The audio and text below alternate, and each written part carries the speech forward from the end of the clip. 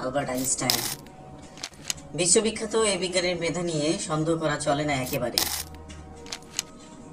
কিন্তু তার জীবনের গভীর অনুসন্ধান করলে খুঁজে পাওয়া যায় কিছু চমকপ্রদ তথ্য যা অনেক মানুষেরই অজানা। তো চলুন জেনে নেওয়া যাক আলবার্ট আইনস্টাইনের 7 অজানা কথা। জার্মানির নাগরিকত্ব প্রত্যাখ্যান। আইনস্টাইন মাত্র 16 বছর বয়সে জার্মানির নাগরিকত্ব ত্যাগ করেন। মূলত জার্মান জাতীয়তাবাদ সম্পর্কে নেতিবাচক মনোভাবের কারণে তিনি এই সিদ্ধান্ত নিয়েছিলেন। এই ঘটনার পর তিনি বেশ কিছুদিন জাতীয়তাবাদহীন জীবনযাপন করেন।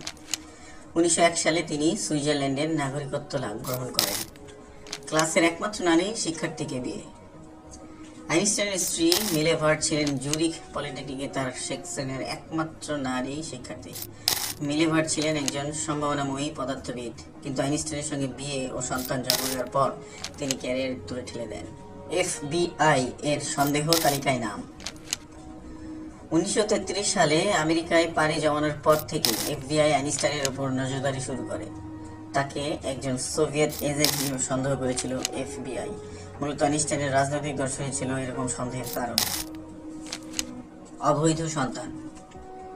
আইনস্টাইনের সঙ্গে বিয়ের আগেই মিলেভার গর্ভে একটি কন্যা শিশু জন্ম হয়।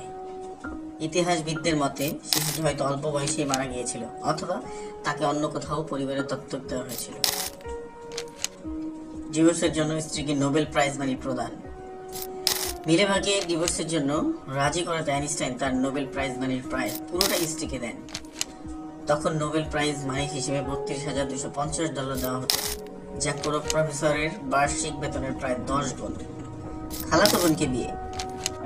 মিলেভার সঙ্গে ডিভোর্সের পর আইনস্টাইন বিয়ে করেন এলাসাকে। এলাসা ছিলেন আইনস্টাইনের আপন খালাতো বোন।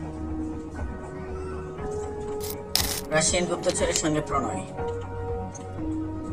1935 সালে আইনস্টাইনের সঙ্গে পরিচয় হয় মার্গারেট কোনেনকোভার। অচিরে তা প্রণয়ের রূপ নেয়। 1998 সালে 9টি প্রেমপত্র নিলামে তোলা হয়, যা 1945 ও 1946 সালের লিখিত।